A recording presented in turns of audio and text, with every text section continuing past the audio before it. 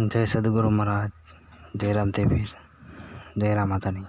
આજે આપણે મોબાઈલમાં અઢોણીના ફૂમતા ચાર કેવી રીતે વગાડવા અને આ ભજન કેવા રાગમાં અને કયા સુરમાં વાગે છે, સૌથી પહેલાં આપણે આ ભજન વગાડીને તમને સમજાવું. અને ફોનમાં જ પણ આપણે આવડી જશે.